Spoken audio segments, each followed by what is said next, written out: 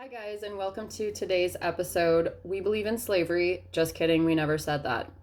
So, I would like to shout out to listener Jake for suggesting the topic of racism in the Mormon Church. Thanks for that. Great topic with tons to talk about. I'm just touching on a few things today, although I think it might be kind of long because there's so much I found, so it's kind of hard to know where to stop with all of it. Side note, my phone is actually propped up with my son's Play-Doh, so if it falls over during this, that's why. All right, so let's start off with a quote by Brigham Young. So Brigham Young, second prophet of the Mormon Church. Most people, if you're Mormon, probably know that. What you might not know is he was also the governor of Utah, first governor of Utah. He established Salt Lake, took the pioneers out west and stuff. So what I'm going to read is actually a speech that he gave to the joint legislature, or the joint session of the legislature in January 23rd of 1852. All right, so he says, "I have this section in my hand headed An Act in Relation to African Slavery. I have read it over and made a few alterations. I will remark with regard to slavery, inasmuch as we believe in the Bible, inasmuch as we believe in the ordinances of God, in the power and priesthood and order and decrees of God, we must believe in slavery. This colored race have been subjected to severe curses, which they have in their families and their classes and in various capacities brought upon themselves." What the crap? "And until the curse is removed by him who placed it on them," so just blame God for the racism, right? God's a racist. "They must suffer under its consequences. I am not authorized to remove it. I am a firm believer in slavery." Those are Brigham Young's words. Okay, so now if you want to read along with me from the actual source, I'm going to be referring to the ensign, the June ensign, of 2018. Sorry, I guess the year is important. So this was the 40-year commemoration of the 1978, when I don't know if they called it a revelation or whatever. I guess they called it a revelation of giving blacks the priesthood after all. So, second paragraph down of that, it says a few sentences and then it quotes Jeffrey R. Holland. So I'm going to read that. From the mid-1800s, by the way, it's called, the article is called Extending the Blessings of the Priesthood, in case you want to look up which article it is. From the mid-1800s, the church did not ordain men of black African descent to the priesthood or allow black men or women to participate in temple endowment or sealing ordinances. Over the years, a variety of theories were advanced to justify this restriction.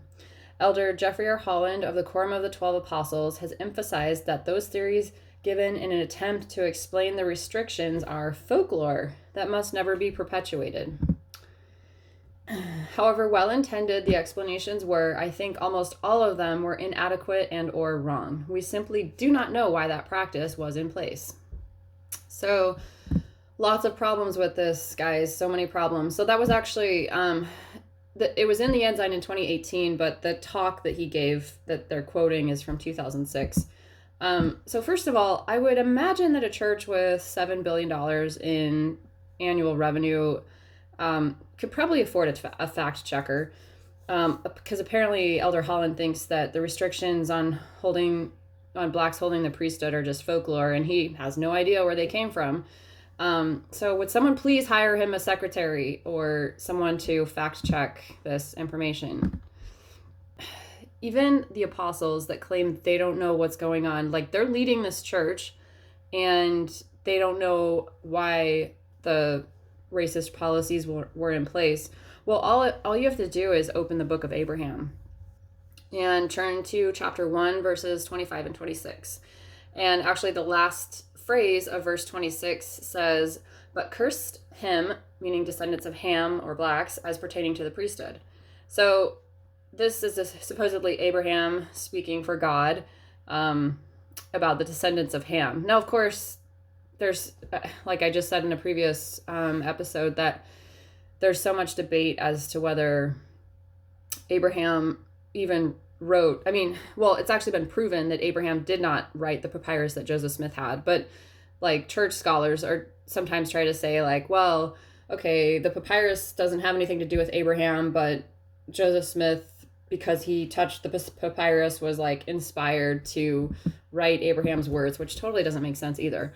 But the point being is that the only place in Scripture, there is a place in Scripture, and the only place in Scripture that justifies this, like, blacks not having the priesthood, is a book, the Book of Abraham, to be a total fraud.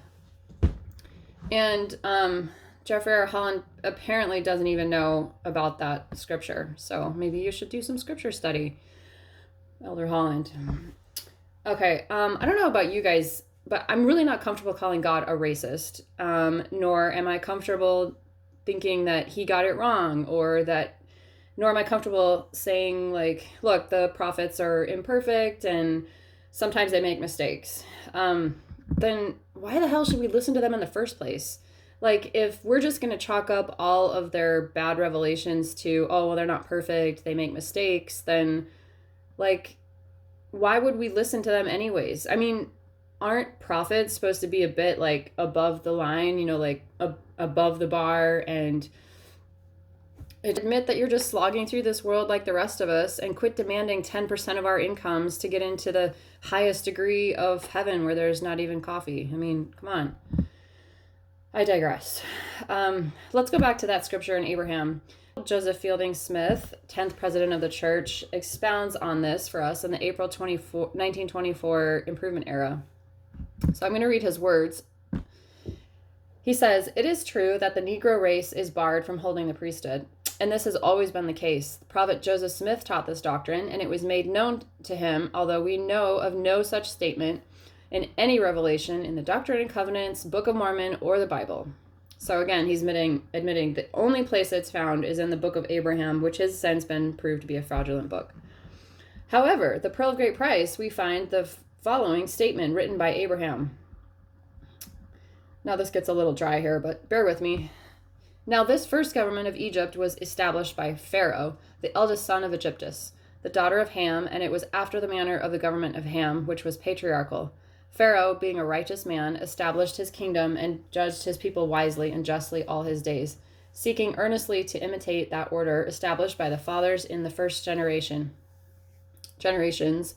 in the days of the first patriarchal reign, even the reign of Adam and also of Noah and his father, who blessed him with the blessings of the earth and with the blessings of wisdom, but cursed him as pertaining to the priesthood." There's that phrase. So he further clarifies that this revelation given to Joseph Smith is the only place in recorded scripture where it says blacks should be denied the priesthood. Going back to Brigham Young, here's an excerpt that he gave from he gave an address to the saints in October 1859, and he entitled it "Intelligence, etc." So I'm going to read from that. "You see some classes of the human family that are black, uncouth, uncomely, disagreeable, and low in their habits, wild, and seemingly deprived of nearly all the blessings of intelligence that is generally bestowed upon mankind. The first man that committed the odious crime of killing one of his brethren will be cursed the longest of any of the children of Adam. Cain slew his brother. Cain might have been killed, and that would have put a termination to the line of human beings. This was not to be, and the Lord put a mark upon him, which is the flat nose and the black skin." So again, Brigham Young is saying that blacks are cursed because of Cain, and that their curse is their black skin. They're black because they're baddies. Trace mankind down to after the flood, and then another curse is pronounced upon the same race, that they should be servants of the servants. So he's saying slavery is also their own fault because of their ancestors and their sins.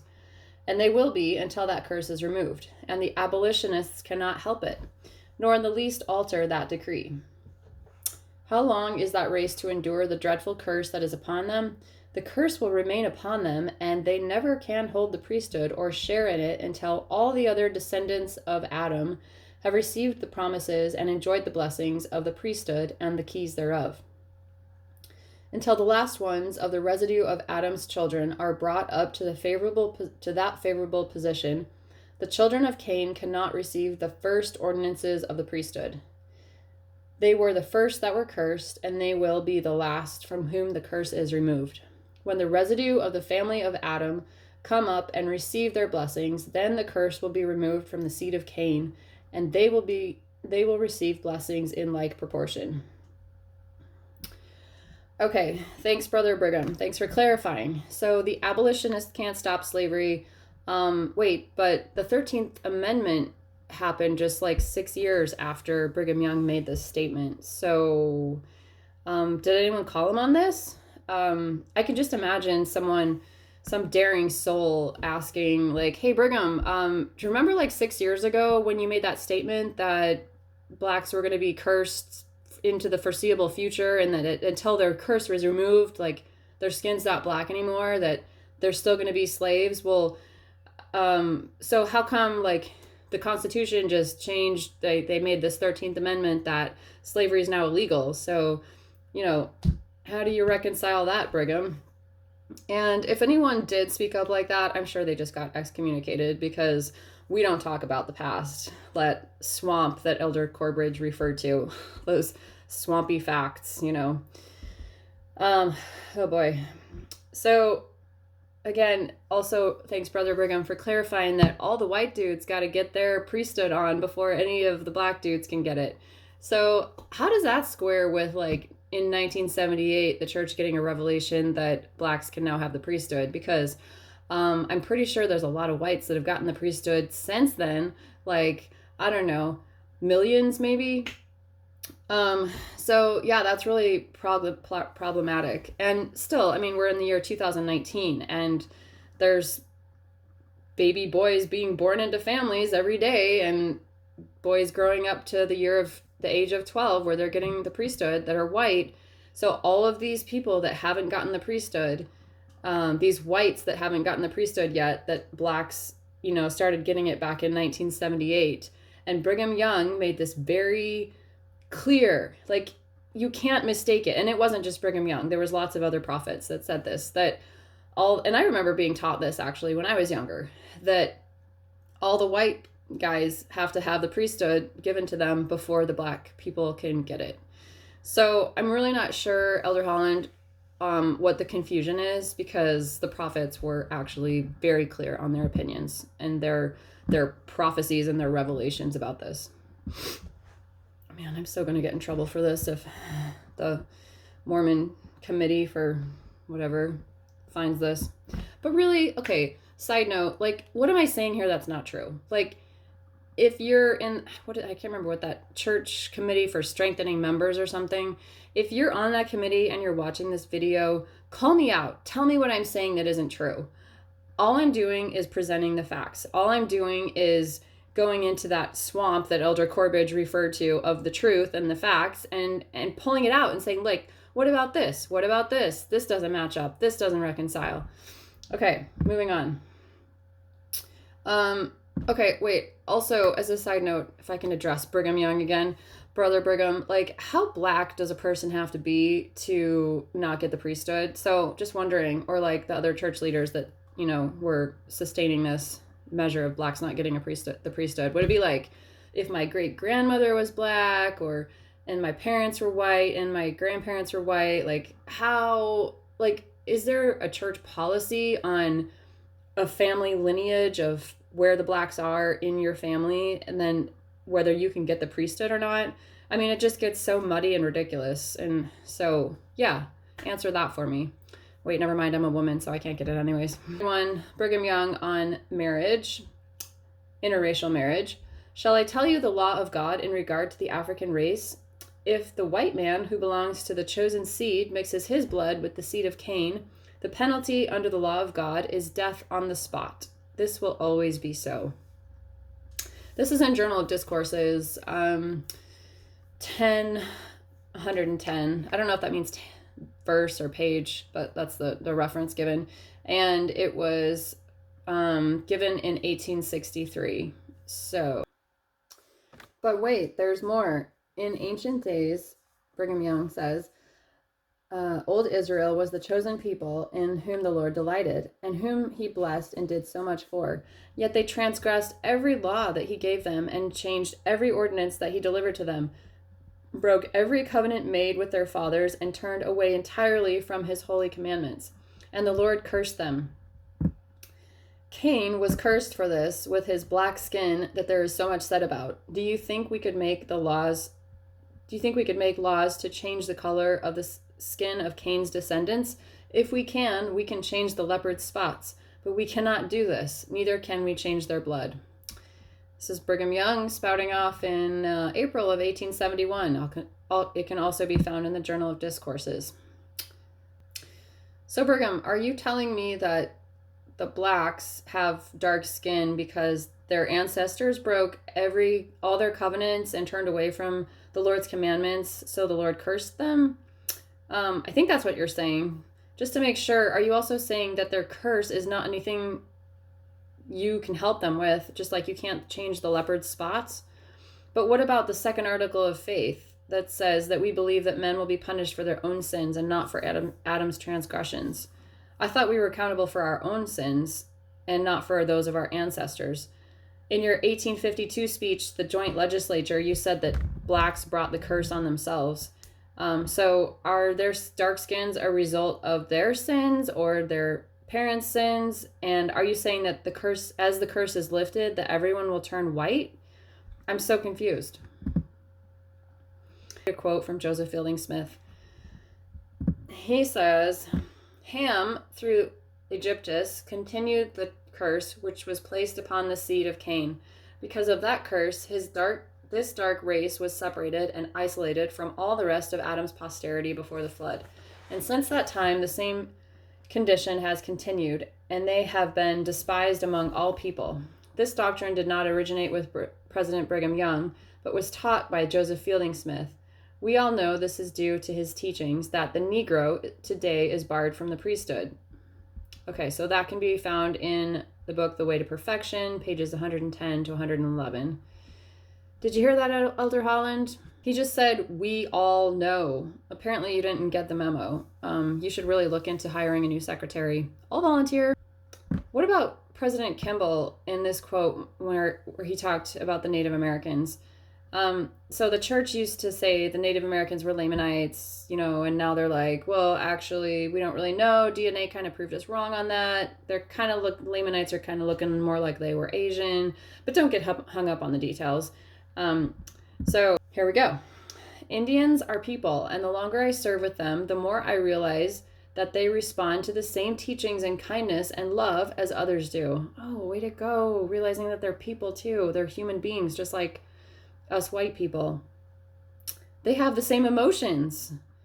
Some can be godless, but most of them are religious. In this picture, so apparently in General Conference, he showed a picture to prove his point. Of the 20 Lamanite missionaries, 15 of the 20 were as light as Anglos. 5 were darker, but equally delightsome, because they always associated white with delightsome. The children in the home placement program in Utah are often lighter than their brothers and sisters in the Hogans on the reservation. So I don't really know too much about this home placement program, but I imagine it was like when the church was like, oh, these Lamanites are, or these American Indians, they're ancestors of the Lamanites, and we got to convert them all and bring them into white homes and help them be whiter. It's terrible. At one meeting, a father and mother and their 16-year-old daughter were present, the little member girl, 16, sitting between the dark father and mother, and it was evident she was several shades lighter than her parents. I mean, guys, the racism here is just, it's hard to read. On the same reservation, in the same Hogan, subject to the same sun and wind and weather, there was a doctor in Utah City for 2 years, had an Indian boy in his home who stated that he was some shades lighter than the younger brother just coming into the program from the reservation. So they actually thought that like bringing them to live with white people was making them whiter. These young members of the church are changing to whiteness and to delightsomeness. Again, white and delightsome. They're comparing to like the lighter your skin, the more delightful you are. One white elder jokingly said that he and his companion were donating blood regularly to the hospital in the hope that the process might be accelerated. That just makes me sick. Okay, guys, I'm going to leave you with a final quote by President Hinckley. And he just totally throws these old prophets under the bus.